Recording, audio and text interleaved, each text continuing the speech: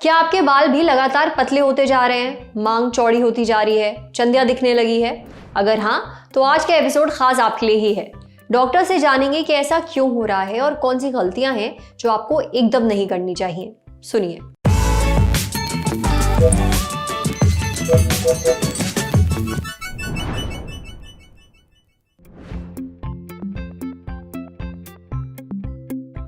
सर्दियों में आपने बहुत कॉमन देखा होगा कि हमारे बालों में ड्राइनेस या लैक ऑफ मॉइस्चर हो जाता है, जिससे हमारे बाल बहुत ज्यादा पतले हो जाते हैं। जो कॉमन रीजन या जो कारण है जिससे हमारे बाल पतले हो सकते हैं वो है, सबसे पहले हमने देखा है कि जो फैमिली हिस्ट्री, यानी कि अगर हमारे माँ बाप या बहन भाई की में फैमिली हिस्ट्री में भी, या जिसको हम हेरिडिटरी भी कहते हैं, उनके भी बाल उम्र के हिसाब से पतले हो रहे हैं, तो ये देखा जा रहा है कि आपके भी बाल पतले हो सकते हैं। चाहे हम इसको जेनेटिक बोलें, हेरिडिटरी बोलें, या हम इसको फैमिली हिस्ट्री बोलें। दूसरा कारण देखा है जो आजकल के लाइफस्टाइल चेंजेस, जो हम रोज की नॉर्मल एक्टिविटीज में देखते हैं कि आजकल लोगों का स्ट्रेस लेवल जो है बहुत ज्यादा बढ़ गया है। चाहे वो प्रोफेशनल हो, चाहे वो पर्सनल हो, या वो चाहे हमारे जो एनवायरनमेंट है, एनवायरनमेंट में जैसे पोल्यूशन है, ओजोन लेयर है, लैक ऑफ मॉइस्चर है, उस वजह से भी हमने देखा है कि हेयर फॉल या हेयर थिनिंग, जिसको पतले बाल कहते हैं, वो भी होता जा रहा है। जो हम नॉर्मल मेडिकल कंडीशंस कहते हैं, जो एक और कारण हो सकता है, चाहे वो हमारा हाई फीवर हो, थायराइड हो, लो विटामिन डी हो, लो विटामिन B12 हो, या किसी किसी में सीरम आयरन या सीरम फेरेटिन की मात्रा कम हो, तभी भी हमारे बाल पतले हो सकते हैं। मेडिकल कंडीशन में क्रॉनिक कंडीशन जैसे टाइफाइड, मलेरिया, डेंगू, कैंसर, या कीमोथेरेपी या रेडिएशन थेरेपी अगर आप ले रहे हैं, इन वजहों से भी हमारे बाल पतले या हल्के हो जाते हैं। इसलिए हमको क्या करना है कि जब हम ट्रीटमेंट ले रहे हैं, उसके साथ साथ हमको मल्टीविटामिन, जो कि बायोटिन के फॉर्म में भी ले सकते हैं, या जिंक और आयरन लेवल के फॉर्म में भी आप ले सकते हैं, जो हमारे पतले बालों को और ज्यादा पतले ना करें। सर्दी में हमने देखा है कि जो मॉइस्चर लेवल होता है स्किन का और हेयर का, कम होता जाता है, क्योंकि हमारा स्किन और बाल दोनों बहुत ज्यादा ड्राई हो सकते हैं। सबसे पहला चीज जो हमने करना है, बहुत ज्यादा गर्म पानी से आपने सर नहीं धोना है। You have to avoid long hot showers, क्योंकि बहुत ज्यादा गर्म पानी सर पे डालने से हमारा और ज्यादा बाल भी हेयर फॉल हो सकता है, और ड्राइनेस और खुजली भी सर में हो सकती है। कोशिश करें कि आप जो सैलून ट्रीटमेंट या जो हेयर ट्रीटमेंट होता है वो कम से कम कराएं, जैसे जिसको हम ब्लो ड्राई बोलते हैं, केराटिन ट्रीटमेंट बोलते हैं, या हेयर बोटॉक्स बोलते हैं।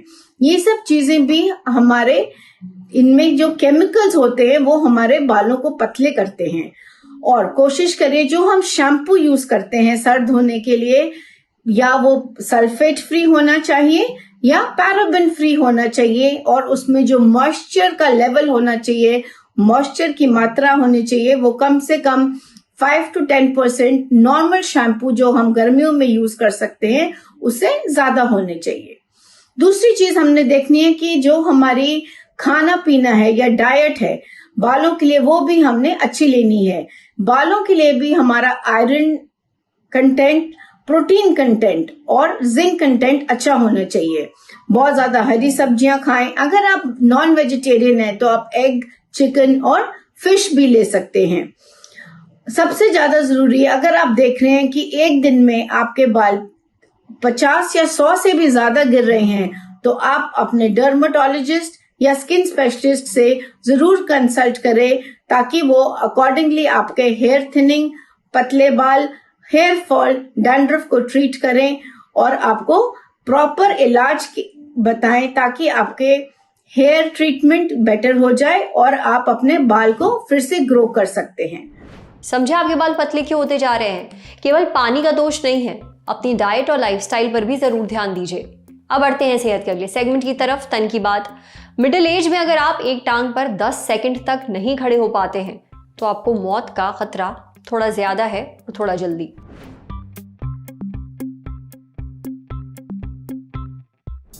मिडिल एज यानी कि 45 साल से लेकर 65 साल तक की उम्र। अब अगर इस उम्र के लोग अपने एक पैर पर 10 सेकंड तक नहीं खड़े हो पाते हैं तो अगले 10 सालों के अंदर उनकी जान जाने का ज्यादा खतरा है। ऐसा हम नहीं, एक स्टडी कहती है। ये स्टडी छपी थी British journal of sports medicine में।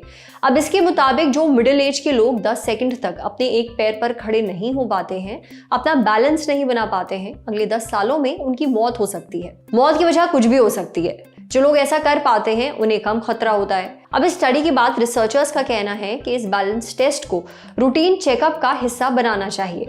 ये रिसर्च की गई थी 1702 लोगों पर। इनकी उम्र 51 से 75 साल के बीच थी।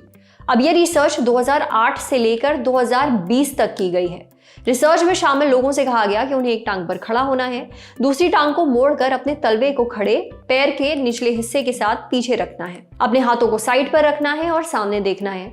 इन लोगों को 3 बार ट्राई करने का मौका दिया गया। हर 5 में से एक इंसान इस टेस्ट में फेल हो गया। अब अगले 10 सालों में इन लोगों में से 123 लोगों की मौत हो गई, अलग अलग कारणों से।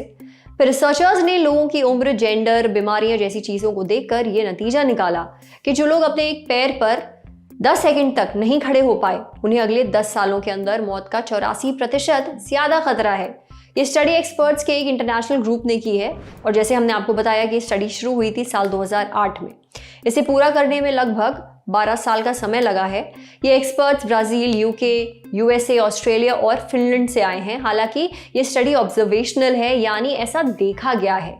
कारण क्या है इसका पता नहीं लग सका है। समझे? अब बारी सेहत के आखिरी सेगमेंट की, खुराक यानी झक्कासी हेल्थ टिप। जानिए खाने में किस चीज की कमी से मूड स्विंग्स, तनाव, एंजाइटी और नींद न आने की समस्या हो रही है।